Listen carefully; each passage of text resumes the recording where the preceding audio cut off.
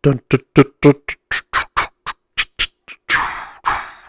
You can cue dramatic music, copyright free. Welcome to Redemption Gaming. This is Alex. Sorry, guys. I wanted to pretend like I was a real YouTuber, like Baboony Tim, and like I had an intro. As you can see, I used AI art to make a title slide because I was bored one night and I realized Microsoft Paint let me do it. So, welcome to Redemption Metagaming. I had some free time 7 months later, so I decided to do something. We're going to be here for a quick review of the new Israel's Inheritance expansion that recently got dropped at Nationals. And we're just going to talk about some cards. So I'm going to try to break this up. So I believe this is going to be about all of the non character and enhancement type of cards. And we'll just kind of see how it goes.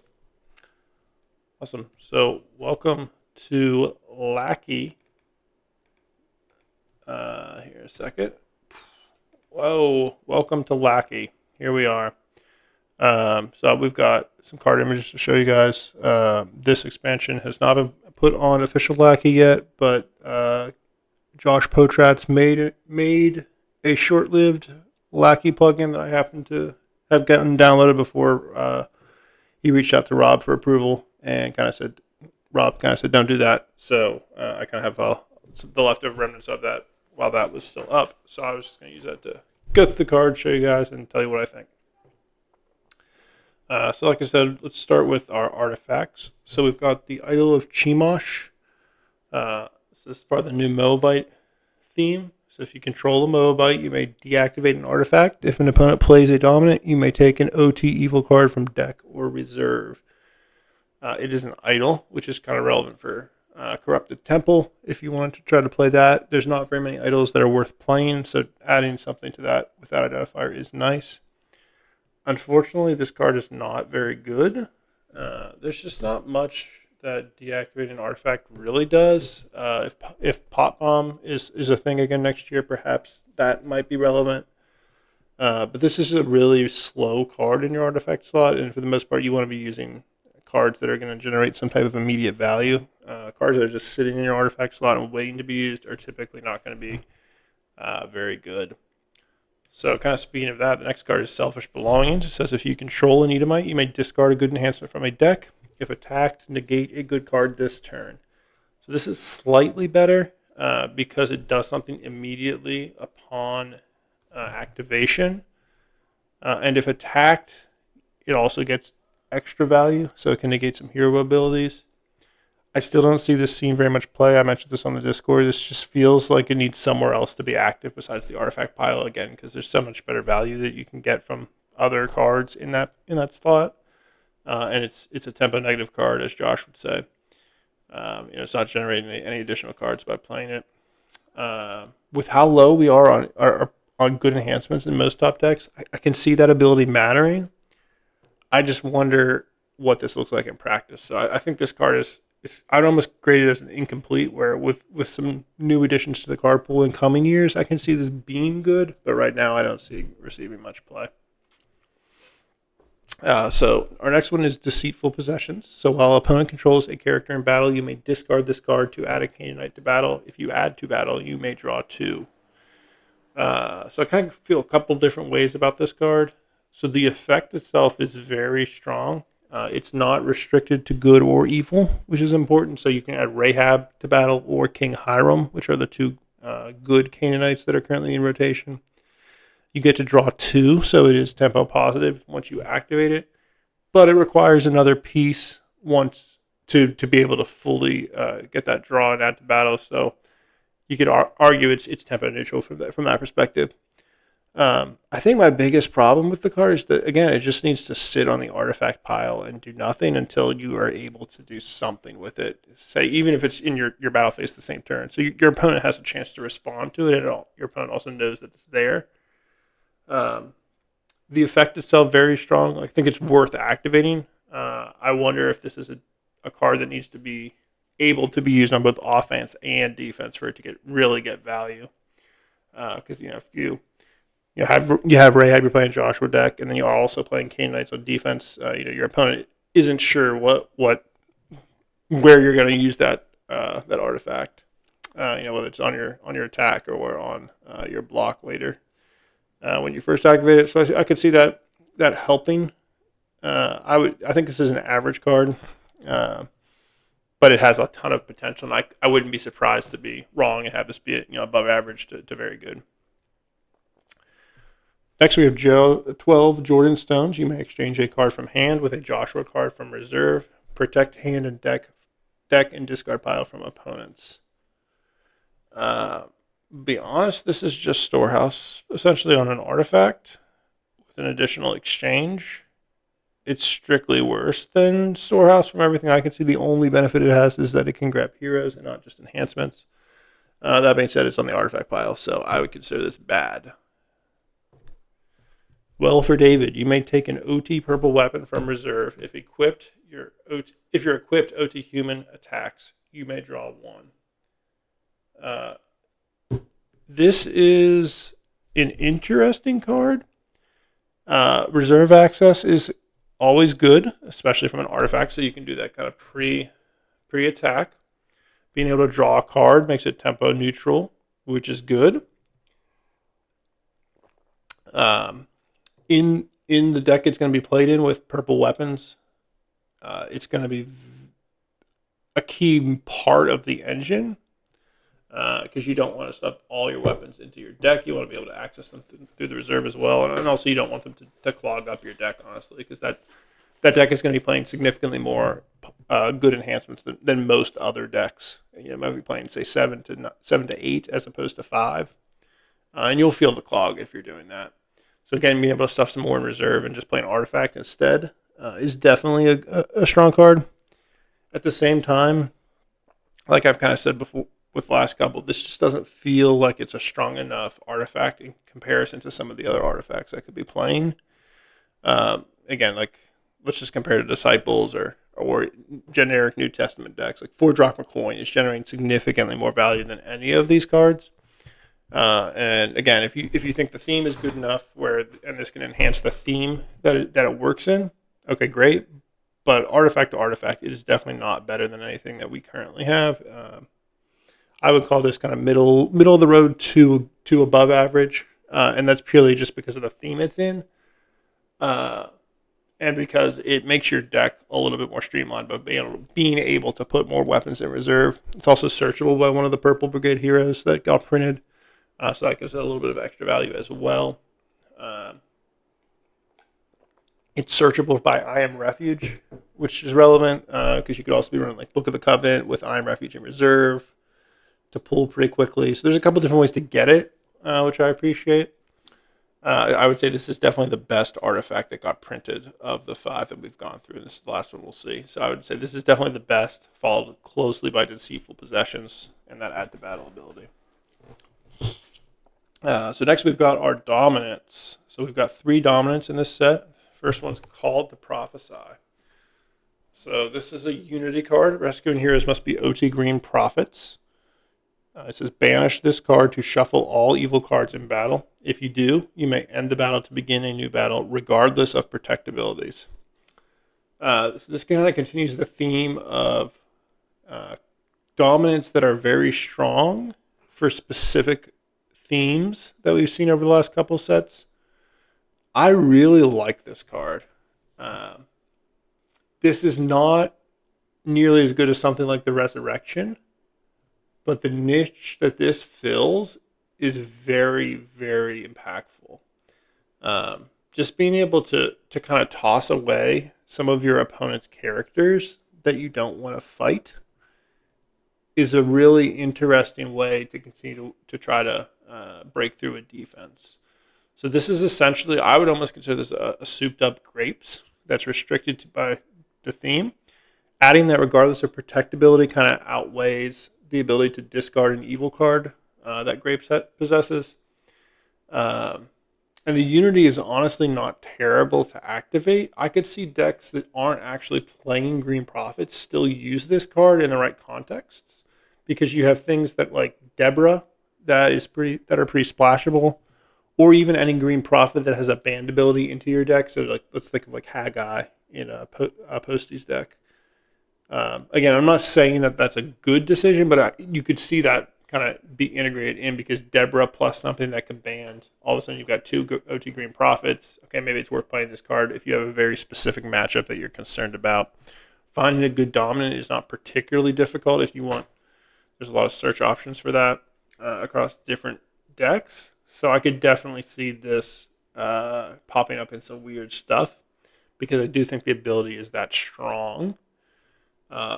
But it's probably more of a counterplay ability as opposed to, say like the Resurrection, which is just generically strong. I don't really have to think about it when I play it. This is a card that promotes a lot of good strategy and play. It's very well designed. I give big props to Tyler for this card in particular. I think it adds a lot of strategic element to the game. And this is a style of card I'd love to see more of. Next one is the Long Day. Says if a character is blocking, banish this card. If you do, you may take a good OT enhancement from discard pile and add a Joshua hero to battle. So I've gone kind of back and forth about this. I think this is okay. I just don't see why you ever play the card in the deck that it needs to go into. I think Baboony Tim mentioned this in his Joshua video. This card just doesn't feel like it's strong enough when it's competing against something like Grapes of Wrath or Angel of the Lord.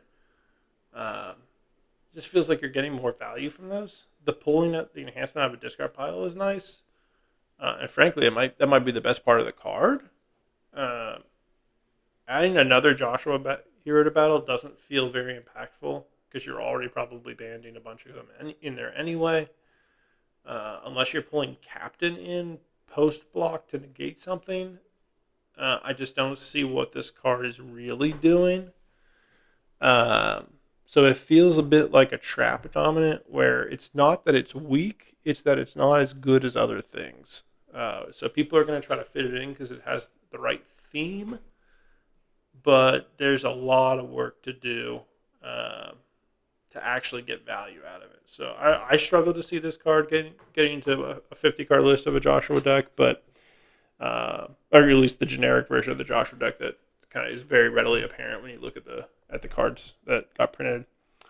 But with that in mind, I wouldn't be shocked to see it in other versions of the deck that aren't as straightforward. Again, this feels like something that in the future will be played regularly, but right now there's just too much other competition for that Dom slot. Next, we have Forced Labor. This is a Canaanite specific dominant, so X equals the number of evil Canaanites opponents control. Under deck up to X of those heroes. So X being number of evil Canaanites opponents control. So this is a weird card because obviously the gimmick of Canaanites is to give them to your opponents. So again, the idea is you've done that. And so you get to play this battle dominant that then underdecks stuff. I don't think this is good at all, and I don't see this ever being good, even if Canaanites are really good. And the reason for that is because it's a battle-winning dominant that has to wait for something else to happen. Because it depends on other cards, I can't see it being good. I don't see why you wouldn't just play Christian Martyr, or frankly, this is going to be controversial.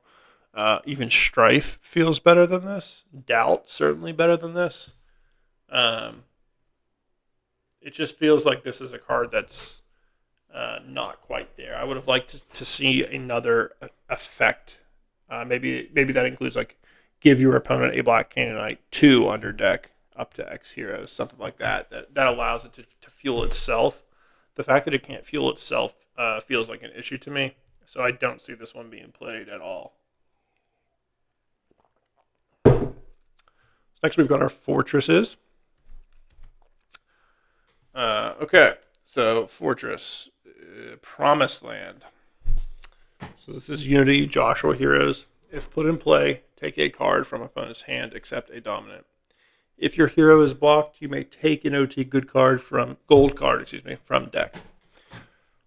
This has gotten a lot of publicity. People are a big fan of this card. People are talking about how they can reset this card. Uh, I see it. It's certainly not a bad card. I think it's a little bit overhyped. Um, this is a solid card, but the resetting of it feels like a lot of work for not a lot of benefit.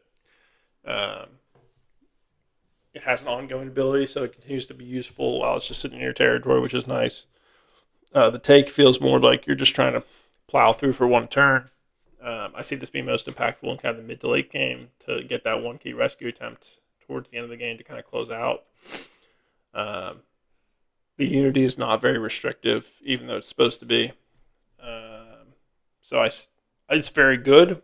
I don't know that you need to worry about trying to reset it. I don't know that it's going to be game breaking in any meaningful way. Obviously, I think hand protection is going to go up significantly if that's even possible, based on just some of the cards that have been printed. So that would also protect you against Promised Land if you have that hand protection. So there's just a lot of outs to this card to have it not be impactful on the take ability, and so I think that's going to limit its application. But it's obviously played in the Joshua deck of any kind, and it's very good. So next we have House of Samuel. This is a pseudo search. Put in play, look at the top 7 cards of deck, take up to 1 green card. If opponent harms your green profit, shuffle up to 1 evil card to territory. This is a card I think you're playing it for the first ability to search for the green card, but then when you actually use it, that second ability is a lot stronger than you think. Um, Profits, I think, are going to be a very good attrition deck. They're going to be very good at just kind of outlasting an opponent. And this does a lot to just kind of clear rescue attempts for you. Just clear out some annoying characters. And harms is very, very broad. So this is going to proc a lot of times in a game. Obviously, you don't necessarily want it to proc, but when it does, it's going to be very helpful. Proccing it at the right times and picking the right cards will be impactful. This is going to be especially good with things that create add to battle scenarios, so that way you can kind of continue to make a rescue attempt after your green profit has been harmed, to get some additional value out of it. Again, I don't think it's game breaking in any meaningful way, but really like the value that it provides as it sits in the territory. But I would play even just for that top 7, take left at 1 green card. I think it's playable in decks that are not mono green. We can do the math on this, but searching 7 is a very, very effective out of your deck. If you're playing a 50 card deck, if you draw you're starting with 42 cards in the draw pile, assuming you don't get any souls. So even then, you're talking about pulling 1/6 of your deck on turn 1 if you got that in your opening hand. That's just a big chunk. You're going to most likely hit something. And again, depending on kind of your deck ratios, I could see it being played in decks that are not mono green that are trying to find specific cards. Next, we have Tower of Tebez. Protect Canaanites and territory from harm. Each upkeep you may take up to X OT black cards from reserve. X is the number of players who control a Canaanite you own. That means it's going to always be at least 1 if you control a Canaanite, potentially 2 if your opponent controls 1 as well. It's cute. It's nice. Some good reserve access. Protecting from harm is kind of why this fortress is actually going to get played. Taking from reserve is an excellent bonus. Makes you maybe consider wanting to keep that Canaanite in the opponent's territory instead of using it as a choose the block or chump or something like that. There's something in my mind that I had about this. Just went in and went out. I'm getting old, guys. Yeah, it's good. It's going to go in Canaanite decks. It's a very good generic card. Not a lot of special design there, but I think it's a good effective card for Canaanites. Esau's Land. Protect Edomites in territory from harm. If a good card is banished, you may take an OT Crimson card from reserve. Banishing is kind of the theme for Edomites, and let me just kindly say that This card is very good in the Edomite deck. You're going to be banishing a lot of good cards. And again, it doesn't matter how they get banished. If your opponent banishes them, if you banish them, you just get to take that OT Crimson card. That's nice. The protecting from harm is really important. Again, if we kind of compare this with Tower of Tebez, one of the reasons I like this a little bit more than Tower of Tebez is Tower of Tebez is pretty much always going to be 1, and it's going to be 1 during your upkeep phase, and maybe 2. Whereas Esau's Land is going to proc whenever you banish, or whenever a good card gets banished, which you can control to some extent. You could even banish your own good card with the right special ability on your rescue attempt. So I just like that there's control over that as opposed to only getting it during your upkeep. I think that's a big difference in why this card is a little bit better than Tower of Tebez. Next, we have David's Stronghold. Protect good OT warriors and weapons in territory from opponents. Your OT purple warriors cannot be prevented. So this is worded slightly differently. So you'll notice, again, Esau's Land, protect from harm versus protect from opponents. This is not relevant most of the time, but there might be some niche scenarios where that difference does matter. I like that it's worded as opponents for this particular card because purple OT warriors are all about banding. So if you are playing a mirror match on offense, this helps to prevent cross banding from your opponent, which is going to be pretty valuable. Adding that cannot be prevented to purple warriors is really nice. I see that being very helpful. I think it maybe turns purple warriors into the new pot bomb offense potentially. And then again, it's important to note that protects good OT warriors and weapons, though that's not colored. The protection is not colored, whereas the CBP is colored to purple. So this fortress has applications in non-purple decks. Again, really solid card.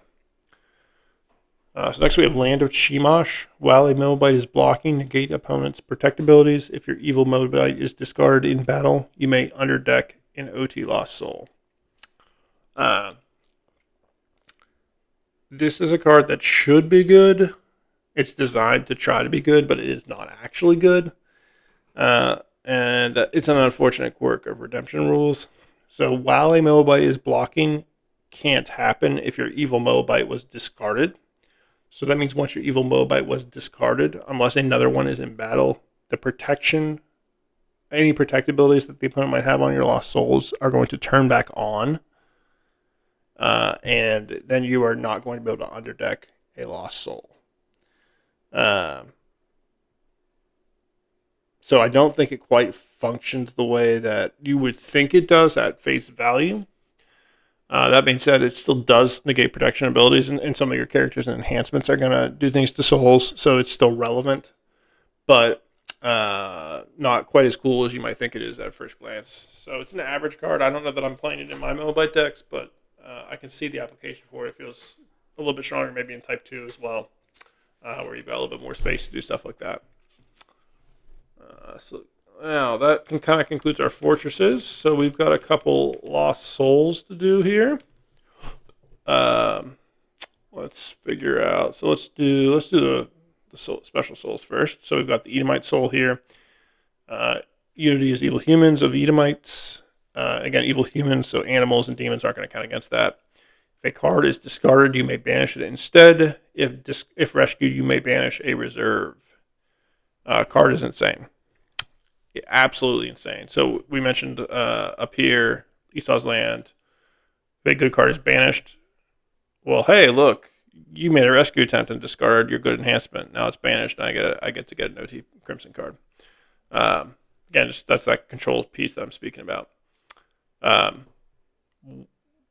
The fact that any card being discarded can be banished is just insane. I'm not sure. We don't have a ton of recursion from the discard pile, but this just straight up stops it, ends it. It's over. If that ever becomes relevant, this is a straight hard counter to any recursion strategies. And then if it's rescued, it can banish a reserve, the entire reserve. that is pretty wild. This feels like a Son of God target all day, every day. So next we have the Moabite Soul. If an evil Moabite is defeated by an opponent, you may shuffle all OT lost souls in your land of bondage. Again, card is insane. Insane. Also feels like a great Son of God target. Basically just says, if your opponent can't negate this, and you have an evil Moabite, and you only play OT lost souls, the opponent can't rescue any souls, because you just plop your evil Moabite into battle, you get defeated by the numbers, don't even give initiative away, and then off you go to the discard pile, and all your souls go into your deck. I think these cards kind of require negate neutrals to be a thing again, in a way maybe that they haven't been. You need ways to negate souls, and you need lots of ways to negate souls. Son of God is not going to do it anymore.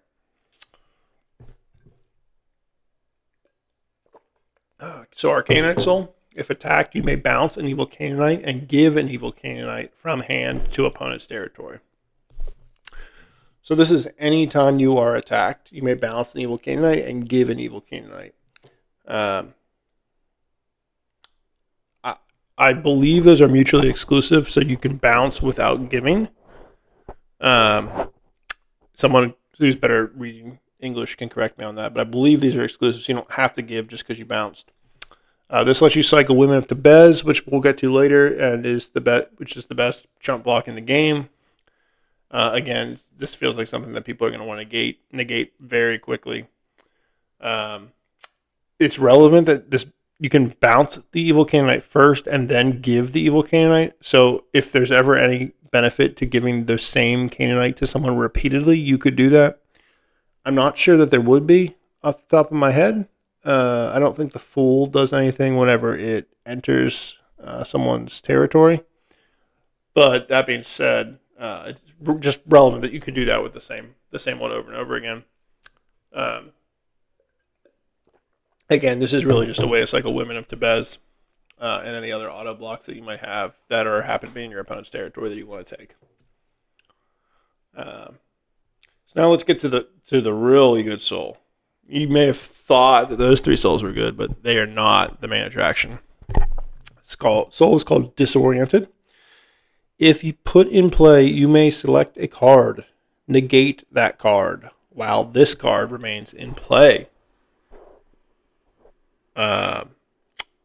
There's never a situation where this is not a good card, because as long as your opponent has a card in play, you can negate it. There's no way that this card isn't a staple. It should be in every deck that people build. We've talked about this in a couple of the Discord channels. So this turns Harvest Time into mini woes, because you can Harvest Time this soul to negate something. It turns off any artifact or fortress that might be active just sitting in a territory. It turns off Lost Souls. So on turn 0, if you get it, you can negate someone's Lost Soul. That could include the Hopper. That could include Lost Souls to prevent tokens. It could include Darkness or Lawless.